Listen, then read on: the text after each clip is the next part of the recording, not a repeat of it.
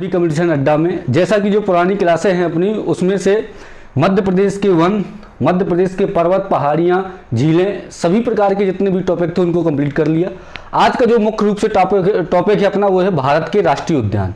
अच्छा, राष्ट्रीय उद्यानों का एक बेसिक कॉन्सेप्ट तो मैंने बता चुका हूँ, आप पुराना वीडियो देख लीजिएगा। चैनल को सब्सक्राइब, लाइक, शेयर जरूर करें। तो राष्ट्रीय उद्यानों में मुख्य रूप से अपन ने उनकी स्थिति जानी थी पुराने वीडियो में। आज के वीडियो में अपन राष्ट्रीय उद्यानों का विस्तृत विवरण रूप से समझेंगे कि राष्ट्रीय उद्यान कहाँ स्थित हैं और उनमें क्या क्या सा इंपॉर्टेंट फैक्ट है। एमपीपीएससी 2026 जो प्री आने वाला है उसके लिए बहुत उपयोगी और एमपीएसआई के लिए भी बहुत इंपॉर्टेंट क्लास है, तो चैनल को सब्सक्राइब जरूर कर ले। चलिए शुरुआत करते हैं। देखिए, मध्य प्रदेश के राष्ट्रीय उद्यानों की यदि बात करें, देखिए आपको केवल यहाँ पर अच्छे से समझना है, यानी कि सुनना है चीज़ों को और ऑटोमेटिक आपको चीज़ें याद हो जाएंगी। तो शुरुआत करते हैं सबसे पहले इस क्षेत्र से। ये है मंडला। कौन सा जगह है ये? मध्य प्रदेश का मंडला क्षेत्र है। अच्छा, मंडला में एक राष्ट्रीय उद्यान है जो मैंने पिछले वीडियो बताया था, जिसका नाम है कान्हा राष्ट्रीय उद्यान। ठीक है, अब इस कान्हा राष्ट्रीय उद्यान के बारे में विस्तृत रूप से अपन जानकारी लेंगे कि यहां से कौन कौन से क्वेश्चन बन सकते हैं।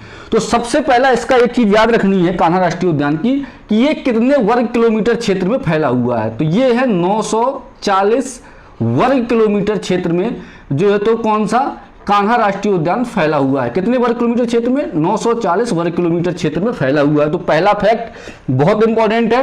क्यों? क्योंकि ये सबसे पहला राष्ट्रीय उद्यान और बड़ा राष्ट्रीय उद्यान है ये कान्हा राष्ट्रीय उद्यान, जो कहाँ स्थित है? मंडला में स्थित है। दूसरा इसका क्या है कि जो कान्हा राष्ट्रीय उद्यान है इसको सबसे पहले 1933 यानी कि 1933 में ये मध्य प्रदेश का पहला राष्ट्रीय उद्यान है। ठीक है, तो इसको 1933 में सबसे पहले इसको एस्टेब्लिश किया गया, मतलब इसकी स्थापना हुई, अभ्यारण्य के रूप में बना 1933 में। कब? 1933 में ये अभ्यारण्य के रूप में बना। और 1933 के बाद जब देश आजाद हुआ तो 1955 में 1955 यानी कि 1955 में इसको क्या बनाया गया? राष्ट्रीय उद्यान बनाया गया। कौन से राष्ट्रीय उद्यान को? मंडला यानी कि कान्हा राष्ट्रीय उद्यान को 1933 में अभ्यारण्य बनाया गया इसको, और 1955 में राष्ट्रीय उद्यान। और 1974 मतलब 55 के बाद 1974 में इसको प्रोजेक्ट टाइगर बनाया गया। देखिए 1974 में कान्हा राष्ट्रीय उद्यान को प्रोजेक्ट टाइगर बनाया गया। अच्छा, इनमें अंतर क्या होता है? देखो अंतर सिंपल सा, अभ्यारण्य का मतलब होता है कम संरक्षित क्षेत्र, मतलब ज्यादा ध्यान नहीं दिया जाता। उसके बाद अभ्यारण्य के बाद जब ये राष्ट्रीय उद्यान बनता है तो इसमें सेंट्रल गवर्नमेंट का इन्वॉल्वमेंट थोड़ा सा हो जाता है और पैसा सेंट्रल गवर्नमेंट से आने लगता है। जब उसके बाद ये प्रोजेक्ट टाइगर बनता है तो टाइगर के रूप में इसका ज्यादा संरक्षित क्षेत्र हो जाता है, आरक्षित क्षेत्र ज्यादा हो जाता है, कोर क्षेत्र में बांट दिया जाता है और साथ में सेंट्रल गवर्नमेंट से पैसा भी अधिक मात्रा में यहां प्राप्त होता है। तो देखो, पहला जो राष्ट्रीय उद्यान है मंडला का कान्हा राष्ट्रीय उद्यान, 1933 में इसको एस्टेब्लिश किया गया, मतलब अभ्यारण्य के रूप में। 1955 में इसको राष्ट्रीय उद्यान बनाया गया और 1974 में प्रोजेक्ट टाइगर मतलब टाइगर के संरक्षित के लिए स्पेशल रूप से बनाया गया। तो टोटल कितने हैं मध्य प्रदेश में? 11 के समथिंग है। ठीक है, जो मुख्य रूप से एक और बन गया है वैसी रानी दुर्गावती अभ्यारण्य जो राष्ट्रीय उद्यान बनाया गया है जबलपुर दमोह का क्षेत्र के, उसकी चर्चा करेंगे। बहरहाल एक एक करके समझ लेते हैं। तो मंडला का ये पहली बात तो 3 डेटे याद रखनी है, 1933, 1955 और 1974। तो इन तीनों डेटे हो जाएंगी। इसके बाद और क्या इंपॉर्टेंट है? देखिए एक बात ये मंडला के कान्हा राष्ट्रीय उद्यान की और बहुत ज्यादा इंपॉर्टेंट है। एक यहाँ पर पहाड़ी है। ठीक है, पहाड़ी है जिसका नाम है बमनी दादर। पहाड़ी का नाम क्या है? बमनी दादर। बमनी दादर पहाड़ी का नाम है। देखो बमनी दादर पहाड़ी ये फेमस क्यों है? क्योंकि इसको सनसेट पॉइंट और सूर्यास्त बिंदु के नाम से भी जाना जाता है। जो कान्हा राष्ट्रीय उद्यान की जो एक पहाड़ी है जिसका नाम है बमनी दादर, जिसको सनसेट पॉइंट और किस नाम से जाना जाता है? इसको सूर्यास्त बिंदु के नाम से भी बमनी दादर को जाना जाता है। तो 4 बातें हो गई इसकी इंपॉर्टेंट। इसके बाद अच्छा, सबसे इंपॉर्टेंट क्या है कि जो पेपर में क्वेश्चन पूछता है कौन सी नदी इन राष्ट्रीय उद्यान से गुजरती है, ये क्वेश्चन बहुत बार पेपरों में पूछा जाता है। तो देखिए जो मंडला का जो कान्हा राष्ट्रीय उद्यान है वहां से एक नदी गुजरती है। 2 नदियां हैं वैसी मुख्य रूप से, तो नदियों के नाम बता देता हूं मैं। पहली नदी है हेलन। कौन सी नदी है? हेलन नदी। ये इंपॉर्टेंट रखना, हेलन नदी किस राष्ट्रीय उद्यान से गुजरती है? तो मंडला यानी कि कान्हा राष्ट्रीय उद्यान से हेलन नदी। दूसरा है बंजर। छोटी नदियां हैं ये, हेलन और बंजर नदी, ये दोनों नदियां कहाँ से, कान्हा राष्ट्रीय उद्यान के बीचों बीच गुजरती हैं। अधिकतर देखो नदियां इंपॉर्टेंट क्यों हैं, क्योंकि वहां पर जीव जंतुओं का संरक्षण किया जाता है, तो उनके लिए घूमने के लिए, शिकार के लिए और साथ में पानी पीने के लिए कुछ नदियों की, जैसे आप पन्ना राष्ट्रीय उद्यान में केन नदी बड़ी नदी है, ठीक है, फेमस नदी है, ऐसे कान्हा राष्ट्रीय उद्यान में 2 नदियां हैं, हेलन नदी और बंजर नदी जो है तो कहाँ पर है, कान्हा राष्ट्रीय उद्यान में है, ठीक है। अच्छा, एक झील भी यहाँ की फेमस है, जिस झील का नाम क्या है, एक झील है यहाँ पर जिसका नाम है श्रवणताल झील। क्या नाम है, श्रवणताल झील, ये भी फेमस है, कहाँ पर स्थित है, आपके कान्हा राष्ट्रीय उद्यान में श्रवणताल झील है। देखिए अभ्यारण्य कब बना, 1933, राष्ट्रीय उद्यान 1955 और प्रोजेक्ट टाइगर 1974। नदियां कौन कौन सी हैं, हेलन और बंजर नदी जो है तो कान्हा राष्ट्रीय उद्यान में स्थित है। कितने वर्ग किलोमीटर का है, सबसे बड़ा है 940 वर्ग किलोमीटर है। और एक झील कौन सी है, श्रवणताल झील जो है तो मंडला के कान्हा राष्ट्रीय उद्यान में स्थित है। अच्छा, एक इंपॉर्टेंट बात और है इसकी कान्हा राष्ट्रीय उद्यान की, देखो टाइगर सफारी आपने सुना होगा। ये टाइगर सफारी क्या है कि वो अंदर घूमने के लिए जो व्यवस्था की जाती है वो भी यहाँ पर है मंडला के कान्हा राष्ट्रीय उद्यान में। अच्छा, चार जो है तो 4 प्रकार की टाइगर सफारियों की बात, 4 प्रकार की टाइगर सफारी चालू की गई। मतलब क्या होता है, जो 4 क्षेत्र बनाए गए हैं जहां से आप इसके कान्हा राष्ट्रीय उद्यान के अंतर्गत घूम सकते हैं। तो पहला क्या है, पहला तो कान्हा क्षेत्र ही है, ठीक है, यहां से एंट्री ले लोगे। दूसरा है सरसी, सरसी का क्षेत्र, दूसरा है सरसी, ठीक है। तीसरा है किसली और मुक्की, कान्हा, सरसी, ठीक है, कान्हा हो गया, सरसी हो गया, किसली हो गया और मुक्की। ये 4 गेट आप याद रखो, एक हिसाब से गेट मान लो आप, कान्हा, सरसी, ठीक है, कान्हा सरसी हो गया, मुक्की हो गया और एक कौन सा होगा, किसली। 4 गेट याद रखो, कान्हा राष्ट्रीय उद्यान के 4 गेट कौन कौन से, कान्हा, कान्हा के बाद सरसी, सरसी के बाद किसली और किसली के बाद मुक्की। ये बिल्कुल रट लो, 4 गेट है, यानी कि 4 टाइगर सफारी है एक हिसाब से। तो कौन कौन से, कान्हा, सरसी, किसली और मुक्की।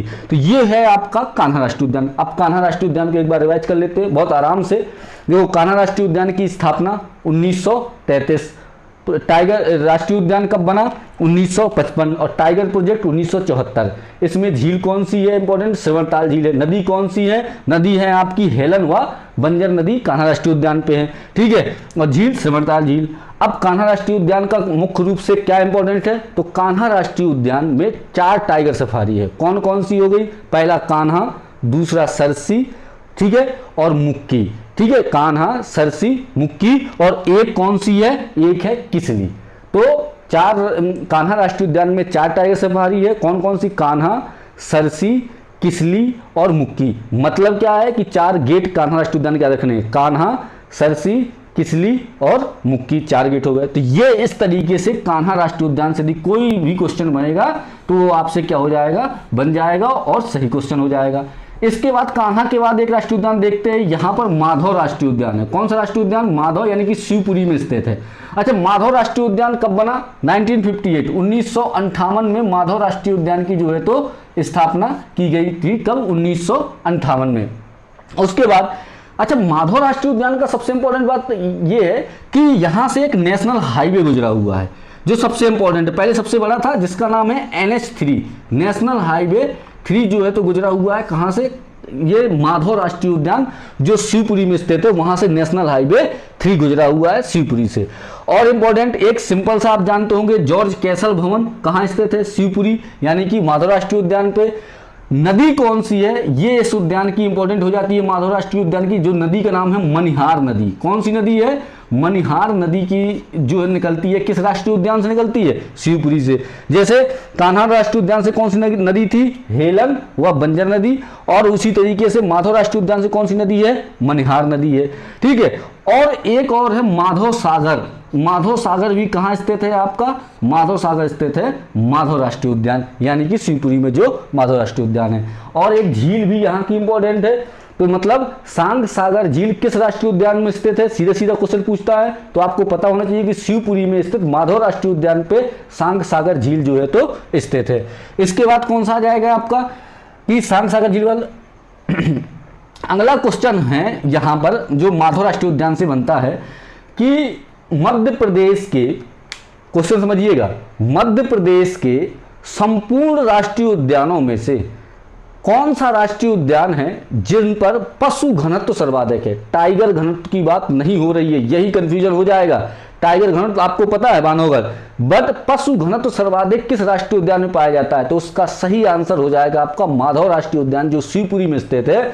वहां पर सबसे अधिक मात्रा में पशु घनत्व सर्वाधिक है। ठीक है, तो ये देखो अधिकतर जो क्वेश्चन जो चलन में क्वेश्चन है वो है बाघों का घनत्व कहाँ है, जो कि सबको रटा हुआ है। अब क्वेश्चन ये आ जाएगा पशु घनत्व, तो क्वेश्चन अच्छे से पढ़ना है कि मध्य प्रदेश का वह कौन सा राष्ट्रीय उद्यान है जहां पर पशु घनत्व सर्वाधिक स्थित है। तो उसका सही आंसर क्या हो जाएगा? उसका सही आंसर हो जाएगा माधव राष्ट्रीय उद्यान, जो शिवपुरी में स्थित है। अब इसके बाद देखिए, तो ये हो गया आपका माधव राष्ट्रीय उद्यान। अच्छा, और यहाँ पर तेंदुआ भी अधिक मात्रा में पाया जाता है माधव राष्ट्रीय उद्यान में। तो माधव राष्ट्रीय उद्यान की सिंपल सी बात है, क्या है, 3-4 बातें हैं। स्थापना इसकी कब हुई? 1958 में माधव राष्ट्रीय उद्यान की स्थापना हुई।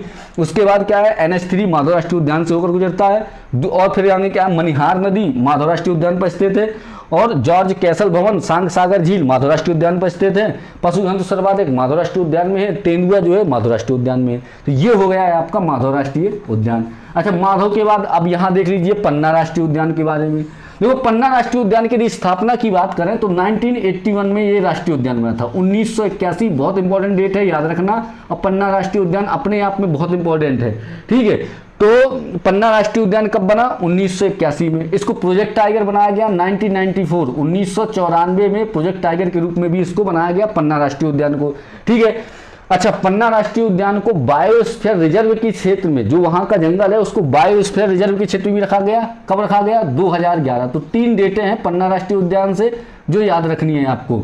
ठीक है, क्या इसकी स्थापना कब हुई पन्ना राष्ट्रीय उद्यान की? 1981। ठीक है, प्रोजेक्ट टाइगर कब बना? 1994। और बायोस्फीयर रिजर्व कब बनाया गया? 2011 में। तो पन्ना राष्ट्रीय उद्यान से 3 डेटें याद करनी। कौन कौन सी? पन्ना राष्ट्रीय उद्यान की स्थापना कब हुई? 1981। पन्ना राष्ट्रीय उद्यान को प्रोजेक्ट टाइगर कब बनाया गया? 1994। और पन्ना राष्ट्रीय उद्यान को बायोस्फीयर रिजर्व के क्षेत्र में कब घोषित किया गया? 2011। तो ये 3 बातें हो गई पन्ना राष्ट्रीय उद्यान की डेटों की। और क्या है इसमें? इसका जो इंपॉर्टेंट है कि इससे नदी कौन सी गुजरती है, तो आप सब लोग जानते हो कि पन्ना राष्ट्रीय उद्यान से केन नदी गुजरती है, जहां से केन बेतवा लिंक परियोजना का भी निर्माण किया जा रहा है। दूसरी बात पन्ना राष्ट्रीय उद्यान की और ये है कि यहाँ पर जो है तो गिद्ध पुनर्वास केंद्र भी स्थित है। मतलब गिद्धों की पहली गणना जो है यहाँ की गई थी, जहाँ पर 7 प्रकार के 7 प्रजातियों के जो है तो गिद्ध पाए जाते हैं। कहाँ पर? पन्ना राष्ट्रीय उद्यान में। तो मुख्य रूप से इसकी डेट हो गई, ये बहुत इंपॉर्टेंट है। और गिद्ध पुनर्वास वाला जो क्वेश्चन आता है वो इंपॉर्टेंट हो गया। पन्ना के बाद अब आ जाओ संजय राष्ट्रीय उद्यान। देखो, संजय राष्ट्रीय उद्यान की यदि बात करें, जो सिंगरौली और सीधी की सीमा पर स्थित है संजय राष्ट्रीय उद्यान। ठीक है, तो ये बना कब संजय राष्ट्रीय उद्यान? 1981 में संजय राष्ट्रीय उद्यान की स्थापना की गई। ठीक है, और 2008 में इसको, लगभग 2008 में इसको प्रोजेक्ट टाइगर में शामिल किया गया। ठीक है, किसको? संजय राष्ट्रीय उद्यान को। और संजय राष्ट्रीय उद्यान जो सीधी पर स्थित है, इसका पुराना नाम क्या था? दुबरी नाम से जाना जाता था। किसको? संजय राष्ट्रीय उद्यान को। ठीक है, दुबरी इसका पुराना नाम था। अच्छा, संजय राष्ट्रीय उद्यान की स्थापना कब हुई? 1981। प्रोजेक्ट टाइगर 2000, आपका डेट क्या है? 2008 में।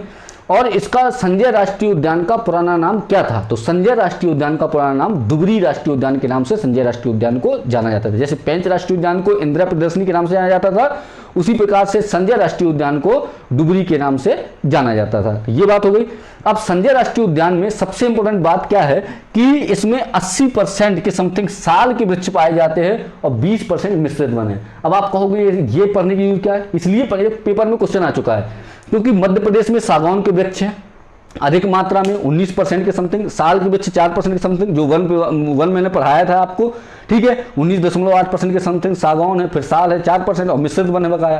तो जो साल के वन सर्वाधिक मात्रा में किस राष्ट्रीय उद्यान में पाए जाते हैं? तो आपका जो संजय राष्ट्रीय उद्यान है, जो सीधी और सिंगरौली की सीमा पर स्थित है, वहां पर सबसे अधिक मात्रा में 80% साल के वन है और 20% क्या है? आपके मिश्रित वन है। तो ये यहां से क्या हो जाएगा? आपका संजय राष्ट्रीय उद्यान कंप्लीट हो गया।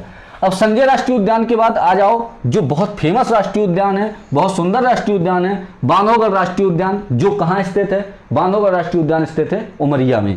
ठीक है, अच्छा, अब बांधवगढ़ राष्ट्रीय उद्यान के इंपॉर्टेंट फैक्टों की बात करें तो सबसे पहले आपको एक तुरंत फैक्ट याद आता होगा, 32 पहाड़ियों से घिरा हुआ राष्ट्रीय उद्यान। कोई कंफ्यूजन नहीं है, 32 पहाड़ियों से घिरा राष्ट्रीय उद्यान कौन सा है? आपका बांधवगढ़ राष्ट्रीय उद्यान है। बांधवगढ़ राष्ट्रीय उद्यान में कौन सी नदी होकर गुजरती है? तो इस नदी का नाम है यहाँ पर चरण गंगा। कौन सी नदी? चरण गंगा नदी जो है तो बांधवगढ़ राष्ट्रीय उद्यान से गुजरती है। चरण गंगा नदी बांधवगढ़ राष्ट्रीय उद्यान से गुजरती है, ठीक है। और बंगाल टाइगर जो है ना, वो भी बांधवगढ़ राष्ट्रीय उद्यान में पाया जाता है। सबसे इंपॉर्टेंट फैक्ट बांधवगढ़ राष्ट्रीय उद्यान का यह है कि सर्वाधिक बाघ घनत्व वाला राष्ट्रीय उद्यान कौन सा है? तो बांधवगढ़ राष्ट्रीय उद्यान। अब यही आपसे क्वेश्चन पूछ लिया जाए कि मध्य प्रदेश का वह कौन सा राष्ट्रीय उद्यान है जहां पर सर्वाधिक पशु घनत्व पाए जाते हैं, जो मैंने अभी बताया था आपको, उसका सही आंसर क्या है आप कमेंट में जरूर बताएं। और सर्वाधिक बाघ घनत्व वाला राष्ट्रीय उद्यान कौन सा हो गया? आपका बांधवगढ़ राष्ट्रीय उद्यान हो गया, जो कहाँ स्थित है? उमरिया में स्थित है। 32 पहाड़ियों वाला राष्ट्रीय उद्यान है और चरण गंगा नदी जो है तो आपके बांधवगढ़ राष्ट्रीय उद्यान में पाई जाती है। बंगाल टाइगर जो है तो यहाँ पाए जाते हैं, उसके नाम से भी ये फेमस है बांधवगढ़। सर्वाधिक बाघ घनत्व हो गया। और यहां से एक क्वेश्चन और पूछा जाता है, एक क्वेश्चन और मैं आपको बता दे रहा हूं कि मध्य प्रदेश का वह कौन सा राष्ट्रीय उद्यान है जहां पर सर्वाधिक मात्रा में बांस की सर्वाधिक प्रजाति पाई जाती है? तो उसका सही आंसर आपका यही राष्ट्रीय उद्यान है, जो बांधवगढ़ राष्ट्रीय उद्यान है। मध्य प्रदेश का एकमात्र सर्वाधिक राष्ट्रीय उद्यान है जहां पर बांस की सर्वाधिक प्रजाति पाई जाती है। दूसरा क्वेश्चन जो पहले बताया, कमेंट में आपको बताना है, याद है कि नहीं याद है क्या, कि मध्य प्रदेश का वह कौन सा राष्ट्रीय उद्यान है जहां पर साल वन अधिक मात्रा में पाए जाते हैं? तो ये हो गया आपका दूसरा क्वेश्चन, जिसको आप कमेंट में आंसर दे सकते हैं। इसके बाद अगला क्वेश्चन देखते हैं। देखिए, एक बांधवगढ़ राष्ट्रीय उद्यान में नेशनल ज्योग्राफिकल, मतलब कि उसमें इसका प्रिंट आया जो बाघिन थी, ठीक है। तो बाघिन का नाम क्या है जिसका मतलब कवर पेज में रखा, नेशनल ज्योग्राफिकल के कवर पेज में रखा गया, तो उस बाघिन का नाम था सीता बाघिन, जो आपके बांधवगढ़ राष्ट्रीय उद्यान में ही पाई जाती थी। सीता बाघिन को नेशनल ज्योग्राफिकल के कवर पेज में रखा गया था। अब इसके बाद आप बांधवगढ़ आ ही गए हैं, तो इसी के नीचे थोड़ा सा डिंडोरी है, एक जिला डिंडोरी आ जाइए। डिंडोरी में एक राष्ट्रीय उद्यान है जिसका नाम है जीवाश्म राष्ट्रीय उद्यान। जीवाश्म राष्ट्रीय उद्यान कहाँ स्थित है? डिंडोरी में स्थित है। कब इसकी स्थापना हुई? 1983 में जीवाश्म राष्ट्रीय उद्यान डिंडोरी की स्थापना हुई। कब? 1983 में। आप धार वाला आपको याद आ रहा है तो वो दूसरा है, बट जो पहला राष्ट्रीय उद्यान, पहला जीवाश्म राष्ट्रीय उद्यान कहाँ स्थित है? तो 1983 में डिंडोरी में स्थापित किया गया था जीवाश्म राष्ट्रीय उद्यान। 1983 में कहां पर? डिंडोरी में। देखिए, डिंडोरी में जो 1983 जीवाश्म राष्ट्रीय उद्यान स्थापित किया गया, वो मध्य प्रदेश का सबसे छोटा राष्ट्रीय उद्यान की श्रेणी में भी आता है। मध्य प्रदेश का सबसे छोटा राष्ट्रीय उद्यान कौन सा हो जाएगा? तो डिंडोरी, यानी कि जीवाश्म राष्ट्रीय उद्यान, जो कहां पर है? डिंडोरी में स्थित है। प्रथम जीवाश्म उद्यान हो गया, ये भी आंसर हो गया, ठीक है। इसको दुधवा के नाम से भी जानते हैं, कहीं कहीं नाम दुधवा राष्ट्रीय उद्यान के नाम से भी इसका नाम पढ़ा जाता है। तो ये यदि ऑप्शन में दुधवा राष्ट्रीय उद्यान है तो भी कंफ्यूजन नहीं होना, वो डिंडोरी के ही राष्ट्रीय उद्यान जो जीवाश्म राष्ट्रीय उद्यान है उसी को दुधवा राष्ट्रीय उद्यान के नाम से भी जाना जाता है। तो ये हो गया आपका डिंडोरी का जीवाश्म राष्ट्रीय उद्यान। अब उसके बाद एक और इंपॉर्टेंट राष्ट्रीय उद्यान है, यहाँ होशंगाबाद में स्थित है, जिसका नाम है सतपुड़ा राष्ट्रीय उद्यान। देखो, सतपुड़ा राष्ट्रीय उद्यान इसलिए इंपॉर्टेंट है क्योंकि यहाँ पर पचमढ़ी स्थित है। अब पचमढ़ी स्थित है तो ये इंपॉर्टेंट मध्य प्रदेश के लिए बहुत ज्यादा होगा। तो सतपुड़ा राष्ट्रीय उद्यान की स्थापना हुई थी 1981 में। 1981 में सतपुड़ा राष्ट्रीय उद्यान की स्थापना होती है, ठीक है। और इसको सतपुड़ा राष्ट्रीय उद्यान को प्रोजेक्ट टाइगर में शामिल किया जाता है 1999 में। तो स्थापना कब होती है सतपुड़ा राष्ट्रीय उद्यान की? 1981 में। और प्रोजेक्ट टाइगर में इसको शामिल किया जाता है 1999 में सतपुड़ा राष्ट्रीय उद्यान को। सबसे इंपॉर्टेंट, यहां से बहुत वैरायटी के क्वेश्चन बने हैं, एक एक क्वेश्चन की अपन चर्चा करेंगे, ठीक है। तो देखो, कृष्ण मृग, जो कृष्ण मृग है वो सबसे अधिक मात्रा में कहां पाया जाता है? आपका सतपुड़ा राष्ट्रीय उद्यान में ही कृष्ण मृग सबसे अधिक मात्रा में पाए जाते हैं। दूसरा, तवा नदी किस राष्ट्रीय उद्यान से गुजरती है? तो आपका जो सतपुड़ा राष्ट्रीय उद्यान यहाँ स्थित है, वहीं से कौन सी नदी? जो तवा नदी है वो सतपुड़ा राष्ट्रीय उद्यान से ही गुजरती है। अब 1999 में जब इसको प्रोजेक्ट टाइगर बनाया गया, उसी समय एक घोषणा और हुई, एक उपलब्धि और सतपुड़ा राष्ट्रीय उद्यान को प्राप्त हुई, जिसको जो है तो पचमढ़ी बायोस्फीयर रिजर्व के लिए बनाया गया। क्या? पचमढ़ी बायोस्फीयर रिजर्व भी पहला, मध्य प्रदेश का पहला बायोस्फीयर रिजर्व की घोषणा की गई थी, जो जिसको पचमढ़ी बायोस्फीयर के नाम से जानते हैं। कब की गई थी? 1999 में, 1999 में। उसके बाद जब हुई तो पन्ना राष्ट्रीय उद्यान में पन्ना बायोस्फीयर रिजर्व की भी घोषणा की गई 2011 में। अभी हाल में 2011 में जो है तो पन्ना बायोस्फीयर रिजर्व की भी घोषणा की गई। 1999 में पहला बायोस्फीयर रिजर्व जो मध्य प्रदेश का बना, वो किसको बोला गया? पचमढ़ी जो बायोस्फीयर रिजर्व है उसको ही बनाया गया। अच्छा, अब यहाँ एक क्वेश्चन और पूछता है कि पचमढ़ी, देखिए जो सतपुड़ा राष्ट्रीय उद्यान है उसमें जो पचमढ़ी स्थित है, तो वो एक वहां सतपुड़ा राष्ट्रीय उद्यान में पचमढ़ी बायोस्फीयर रिजर्व बनाया गया। कब बनाया गया? 1999 में बनाया गया। अब यहां से क्वेश्चन बनता है कि मध्य प्रदेश का वह कौन सा राष्ट्रीय उद्यान है जिसको यूनेस्को की सूची में शामिल किया गया। आपका पचमढ़ी राष्ट्रीय उद्यान ये। अब क्वेश्चन ये टाइप का ये बनेगा। दूसरा क्वेश्चन बनेगा कि मध्य प्रदेश के पचमढ़ी बायोस्फीयर रिजर्व को यूनेस्को की सूची में किस डेट को शामिल किया गया। तो उस डेट का आप डेट याद रखिएगा। डेट क्या है आपकी 2009। तो 9 से ही है 1999 में पचमढ़ी बायोस्फीयर रिजर्व की स्थापना हुई और 2009 में इसको यूनेस्को की विश्व धरोहर सूची में भी शामिल किया गया पचमढ़ी बायोस्फीयर रिजर्व को। बात यहां तक समझ में आ गई। आगे देखिए, तो ये तो हो गया आपका पचमढ़ी ये सतपुड़ा राष्ट्रीय उद्यान की कुछ बातें। अच्छा, अब एक यहां से दो क्वेश्चन में और आपको शायद आपने सुने होंगे और एक क्वेश्चन नहीं सुना होगा, दोनों क्वेश्चनों की चर्चा करता हूं। देखिए, जो होशंगाबाद के पास जो सतपुड़ा में सतपुड़ा राष्ट्रीय उद्यान स्थित है, तो एक क्वेश्चन आता है सतपुड़ा की रानी किसे कहा जाता है। आप सब लोग तुरंत आंसर बताओगे पचमढ़ी को। दूसरा क्वेश्चन इंपॉर्टेंट है कि सतपुड़ा की रानी तो पता है, सतपुड़ा की राजकुमारी किसे कहा जाता है। सतपुड़ा की रानी किसे कहा जाता है पचमढ़ी, सतपुड़ा की राजकुमारी किसे कहा जाता है, ये एक इंपॉर्टेंट आंसर हो सकता है। तो सतपुड़ा की राजकुमारी कहा जाता है आपका जो मरहई, एक यहां पर पहाड़ी है मरहई जंगल, ठीक है। तो मरहई को क्या कहा जाता है, सतपुड़ा की राजकुमारी के नाम से भी जाना जाता है। सतपुड़ा की रानी तो पचमढ़ी है, लेकिन सतपुड़ा की राजकुमारी यदि क्वेश्चन पूछा जाए तो वो हो जाएगा मरहई हो जाएगा। बात यहां तक समझ में आई। अब एक और राष्ट्रीय उद्यान देख लेते हैं जिसका नाम है छिंदवाड़ा में स्थित है पेंच राष्ट्रीय उद्यान, इंदिरा प्रियदर्शनी के नाम से भी जाना जाता है। देखिए, यदि सतपुड़ा के बाद पेंच राष्ट्रीय उद्यान की अपन बात करें तो पेंच राष्ट्रीय उद्यान को समझने के लिए इंपॉर्टेंट फैक्ट यहाँ इसके भी देखते हैं पेंच राष्ट्रीय उद्यान के। तो पेंच राष्ट्रीय उद्यान की स्थापना कब की गई थी, 1983 में पेंच राष्ट्रीय उद्यान की स्थापना की गई थी, ठीक है। उसके बाद 1992 में 1992 में पेंच राष्ट्रीय उद्यान का जो है तो 1992 में क्या बनाया गया, इसको प्रोजेक्ट टाइगर में शामिल किया गया। 1983 में पेंच राष्ट्रीय उद्यान की स्थापना की गई और 1992 में पेंच राष्ट्रीय उद्यान की क्या की गई जो है तो प्रोजेक्ट टाइगर जो है तो पेंच राष्ट्रीय उद्यान को बनाया गया। इसका नाम क्या है, इंदिरा गांधी राष्ट्रीय उद्यान के नाम से भी पेंच राष्ट्रीय उद्यान को जाना जाता है। अच्छा, पेंच राष्ट्रीय उद्यान में और इंपॉर्टेंट फैक्ट क्या है, देखिए इसका इंपॉर्टेंट फैक्ट दो तीन बहुत इंपॉर्टेंट फैक्ट है। एक, नेशनल हाईवे 44 यहां से गुजरता है, वो इसलिए इंपॉर्टेंट है। नेशनल हाईवे देखो NH3 तो आपको पता है, माधव राष्ट्रीय उद्यान मैंने आपको बताया रखा है। NH44 जो है तो साउंड प्रूफ हाईवे के नाम से भी जाना जाता है। जब वो कहां से पेंच राष्ट्रीय उद्यान से गुजरता है तो उसको साउंड प्रूफ हाईवे के नाम से भी जाना जाता है NH44 को। क्यों, क्योंकि पेंच राष्ट्रीय उद्यान के बीचों बीच के जंगल से गुजरता है और आपको पता है कि जब जंगल के एरिया से परिवहन होता है तो वो क्षेत्र क्या हो जाता है, साउंड प्रूफ ही रहता है, मतलब ध्वनि प्रदूषण ज्यादा नहीं होता है, ठीक है। तो NH44 को साउंड प्रूफ राष्ट्रीय उद्यान साउंड प्रूफ जो हाईवे के नाम से भी जाना जाता है। तो वो कहां से गुजरता है, आपके पेंच राष्ट्रीय उद्यान से गुजरता है NH44। अच्छा, इसके बाद आपका कौन सा है, वन राष्ट्रीय उद्यान है, वन विहार वाला राष्ट्रीय उद्यान। 1979 में वन विहार राष्ट्रीय उद्यान बना था जो भोपाल में स्थित है, ठीक है। और एक है धार में स्थित एक राष्ट्रीय उद्यान और है दूसरा जो जीवाश्म राष्ट्रीय उद्यान है, ठीक है। 2010 में बना था धार में डायनासोर जीवाश्म राष्ट्रीय उद्यान, 2010 में बना था डायनासोर जीवाश्म राष्ट्रीय उद्यान जो कहाँ स्थित है, धार में स्थित है। अब आज का इंपॉर्टेंट फैक्ट आप ये बताइए कि जो PM मित्र पार्क अभी हाल ही में नरेंद्र मोदी जी ने जो स्थापना की है वो मध्य प्रदेश के किस जिले की, किस तहसील और किस गांव में किया है, ये आप कमेंट में आंसर दे करके जरूर बताएं। मिलते हैं अगले वीडियो में। धन्यवाद। चैनल को लाइक सब्सक्राइब शेयर जरूर करें।